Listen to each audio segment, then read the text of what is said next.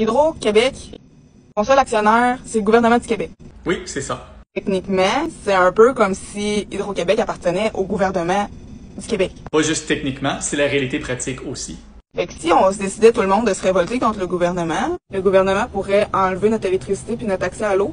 Ben, première chose, malgré son nom, on reçoit pas notre eau dans nos maisons d'Hydro-Québec. On appelle Hydro-Québec parce que la plupart de l'électricité est produite par des centrales hydroélectriques. L'eau dans nos maisons vient généralement soit de systèmes municipaux ou de puits individuels. C'est difficile de savoir ce que le gouvernement du Québec pourrait faire et déciderait de faire dans le cas d'une révolte, mais oui, en théorie, le gouvernement pourrait couper l'électricité. Mais même si l'électricité venait de compagnies privées qui appartiennent pas au gouvernement, dans le cas d'une révolte, le gouvernement pourrait s'approprier les compagnies d'électricité et les forcer à couper l'électricité de toute façon.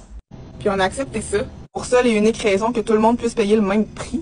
C'est une raison, oui, mais c'est pas la seule raison. Avant Hydro-Québec, au Québec, l'électricité venait de compagnies privées qui avaient essentiellement un monopole sur une région du Québec en particulier. Comme c'était des compagnies privées différentes qui opéraient seulement pour leur profit, ça faisait en sorte que le service n'était pas pareil partout, les coûts n'étaient pas les mêmes partout, et il y avait des régions du Québec qui n'avaient pas accès à l'électricité du tout. Alors oui, faire en sorte que tout le monde paye le même prix pour l'électricité, c'est une des raisons qu'on a Hydro-Québec. Mais Hydro-Québec fait en sorte que l'électricité est aussi disponible partout, que tout l'argent va au gouvernement, ce qui rend l'argent disponible pour nous donner des services sans qu'on soit obligé de payer des taxes supplémentaires. Le fait que tout notre argent est combiné dans une compagnie veut dire qu'on est capable de faire des plus gros investissements en production d'électricité, ce qui rend nos centrales électriques beaucoup plus efficaces. Et ça permet au gouvernement d'utiliser les coûts de l'électricité pour favoriser le développement de certains secteurs de l'économie qu'il juge importants. Par exemple, il y a 2 ans, le gouvernement a décidé de rendre l'électricité beaucoup moins chère pour les serres, pour essayer de favoriser la production de fruits et de légumes locales à l'année longue.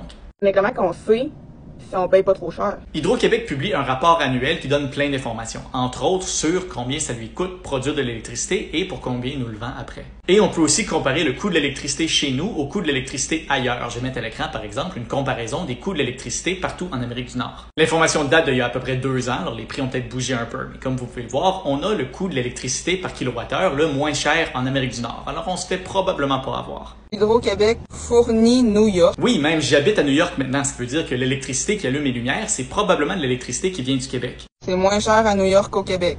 Non, c'est généralement pas vrai qu'on vend l'électricité à New York moins cher qu'on se le vend nous-mêmes au Québec. Et croyez-moi, je paye mes comptes d'électricité à New York, je vois la différence. Mais les contrats de vente d'électricité aux États américains sont très compliqués et les prix sont négociés d'avance dans toutes sortes de situations différentes. Alors c'est théoriquement possible, dans certaines conditions, que oui, l'électricité soit vendue moins cher à New York qu'au Québec. Mais ce seraient des situations très rares qui ne dureraient pas très longtemps. Merci de m'avoir tagué dans vos questions. Vous faites bien de poser les questions et de rester vigilante et critique de ce que le gouvernement fait avec nos ressources.